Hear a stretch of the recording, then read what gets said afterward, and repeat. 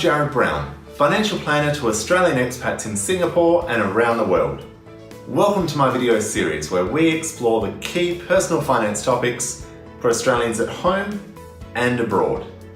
Today we're talking about positive and negative gearing and how it impacts you as an Australian expat.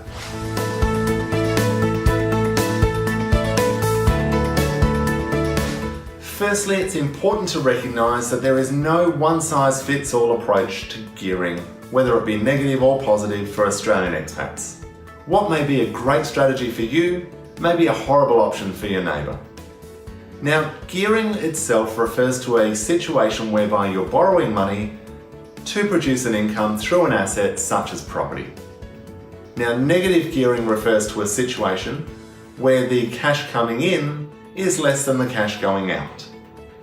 In terms of property, this means that the rental income that you're receiving from your tenant in your investment property is less than the cost of owning that property. Now, these costs can include items like interest, maintenance of the property, strata fees, management fees, and otherwise. Now, a positive gearing scenario refers to a situation where that rental income is greater than the cost of owning the property. Now, which is the right approach for you is going to depend on your situation as well as your financial goals. So let's get into a few examples.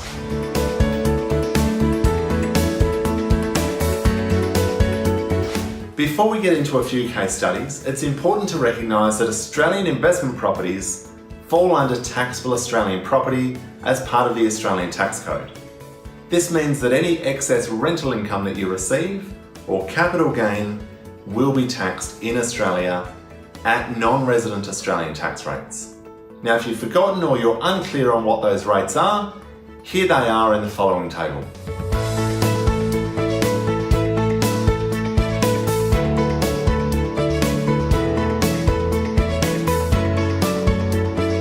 Now let's get into a few case studies and when might be a situation when you should consider negative gearing and when you'd want to consider positive gearing as an appropriate approach.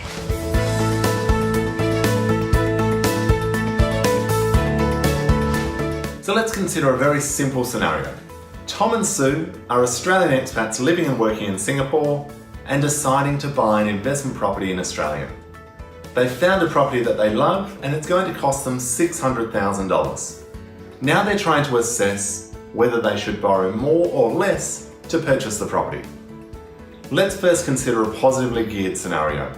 Now, to keep this simple, we're going to ignore other costs such as stamp duty, rates, and other fees involved, just to keep the numbers simple.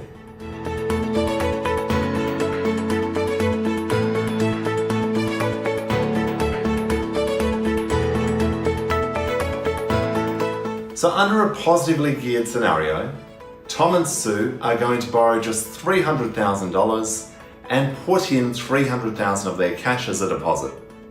They therefore have a 50% loan-to-value ratio.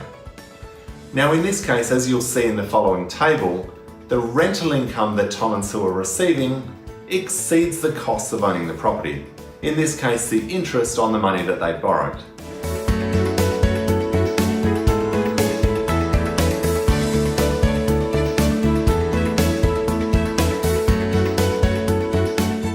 Now, while this is generating a positive cash flow for Tom and Sue, they are also liable for tax in Australia at 32.5% on the first $80,000.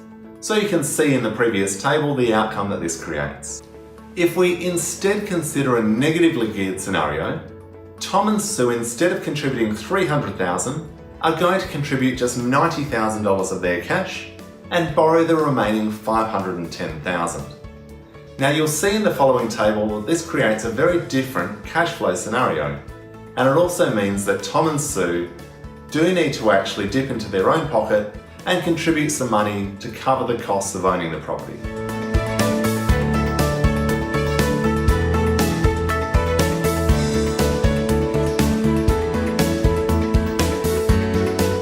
The good news for Tom and Sue in this case is that they don't have to pay any tax because the property is negatively geared.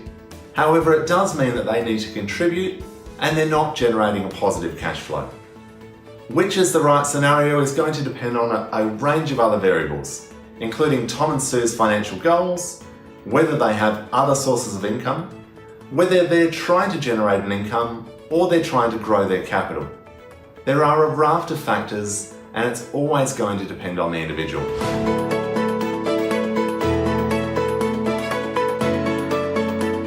If you're an Australian expat that already owns property in Australia, or if you're currently considering buying property in Australia as part of your investment strategy, be sure to consult your accountant and your financial planner and ensure that you adopt the right strategy for you.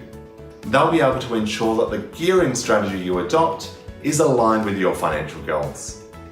If you have any questions about your own gearing, your own property goals, or otherwise, feel free to reach out to me on the contact details provided, and I'd be happy to help. Likewise, if you have a key personal finance question or topic that you'd like me to explore in a future video, let me know and I'd be more than happy to consider it. Thank you and see you next time.